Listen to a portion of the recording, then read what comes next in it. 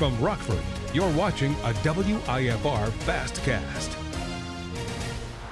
Good afternoon. I'm Daniel Burbank from the studio here. Our top story on this Fastcast. A woman is seriously hurt after a motorcycle crash Wednesday morning. Marengo first responders were called around 11:15 to the intersection of Dunham and West Union Roads in Coral Township. Authorities say the woman was riding her motorcycle when she hit the driver's side of the minivan. A helicopter was called to the area and flew her to a Rockford hospital.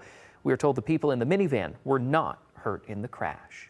Well, 70-year-old Anthony Risky is cited after he and another person were hurt in a crash. According to Joe Davis County deputies, around 3:30 Saturday, Risky was driving on East Townsend Road when he did not stop at a stop sign in the North Canyon Park Road area.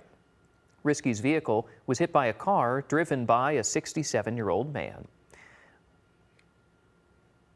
Roscoe police say they need help finding 15-year-old Kiella Patterson, who was last seen August 11th when she was dropped off at the YMCA in downtown Rockford. She's described as 5'5", brown hair, brown eyes, and weighs 180 pounds. Patterson was last seen wearing a black shirt, black shorts, black Crocs, black backpack, and wearing a white baseball shoes with her. Police say that she could be in Rockford, Beloit, or the Janesville area. If you have any information on her whereabouts, you're asked to contact the Roscoe Police Department. Well, Rock County reports that some mosquitoes have tested positive for West Nile virus. The Rock County Health Department says the bugs get the virus by feeding on infected birds. Leaders say the virus cannot spread from person to person. And so far, 19 people on average per year have West Nile virus throughout Wisconsin.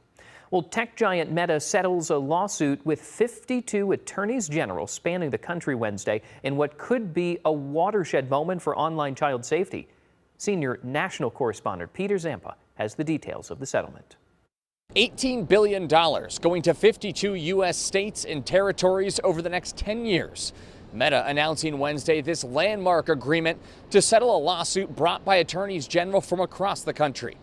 In addition to this payout, Meta also announcing reforms for how teens can use their apps like Facebook and Instagram. They say they'll institute daily time limits that cannot be turned off, blocks on apps at night, muted notifications during school hours, and more parental controls. The historic proposal comes after a trial began last week in Northern California, with states arguing Meta designed its platforms to be addictive to kids, knew the risks their platforms posed but hid the information from the public, broke consumer protection laws, and collected data about children under the age of 13. Meta still denies these allegations. The proposed settlement still needs to be approved by a judge in Northern California, but Meta says that when these payments go out, they will go toward youth health and safety initiatives. They also say they will withhold some of the payments until YouTube and TikTok get on board with similar reforms. Reporting in New York, I'm Peter Zampa. Well, actor Tim Curry dies at the age of 80. He is known for several iconic movies, including his performance as Dr. Frankenfurter in the 1975 film The Rocky Horror Picture Show, and his role as Pennywise the Clown in the 1990 miniseries Stephen King's It. He also lends his voice to several TV shows, including Nickelodeon's The Wild Thornberrys. Curry suffered a stroke in 2012 that put him in a wheelchair for the rest of his life.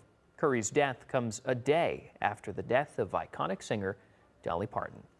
Let's change gears now. We'll take a look at our 7-day forecast here on this 3:30 Fastcast. Thursday, our high temperature is sitting in the low 80s. Looks like it'll be 81 degrees. Tomorrow, there's a lot of football that is happening throughout the area. Looks like it'll be a lot better than it was for this first week of football, sitting at about 82 degrees, low 80s there, at least for our high temperatures. Partly cloudy skies on Friday. Chief Meteorologist Kira Miner is going to track out the hour-by-hour forecast, as a lot of eyes are going to be on watching, especially from kickoff until, the fourth quarter. As we head into the weekend, looks like mostly cloudy skies on Saturday, low 80s. Sunday, there is a 30% chance of precipitation in the morning, but we are warming up. Look at that, mid 80s, and then by the start of next week, could be in the upper 80s. Who knows, some areas might even hit 90 degrees, but again, Chief Meteorologist Kira Miner will have those details for you.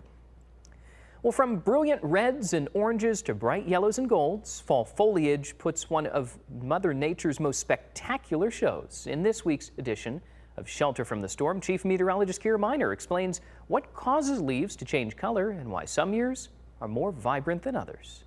One of my favorite things about fall is watching the foliage change colors. And for most of the year, leaves are green because of a pigment called chlorophyll. Now, this helps trees capture sunlight and turn it into energy through what we call photosynthesis. But as the days get shorter and temperatures drop, trees begin preparing for winter. They stop producing as much chlorophyll and their green color starts to disappear. That reveals pigments that were there all along. Now, carotene produces orange and yellow-orange shades, while xanthophyll contributes to the yellow colors we see in many fall leaves. The red and purple shades have a different story. Trees can produce a pigment called anthocyanin as chlorophyll breaks down. Bright sunlight and cool temperatures can encourage anthocyanin production, creating some of the season's most vibrant reds. Eventually, the tree cuts off nutrients and water to the leaf. The leaf dries out, changes color, and falls to the ground. Now, you're probably wondering why some years are more vibrant in color than others. Bright colored leaves are more likely when the late summer is dry and autumn has sunny days and cool nights. So the brilliant colors of fall aren't simply the leaves dying, they're the result of pigments being revealed and produced as trees transition into winter. Well, Rockford Mayor Tom McNamara is set to leave office at the end of the month, and community members will have a chance to share parting words. A celebration will happen from 4 to 7 this evening at the IBEW Hall at 6820 Mill Road. Donations are welcome, and it helps the Family Peace Center and Rockford Promise. McNamara announced his decision to step down last month and shared his new role as Chief Executive Officer of the Illinois Municipal League.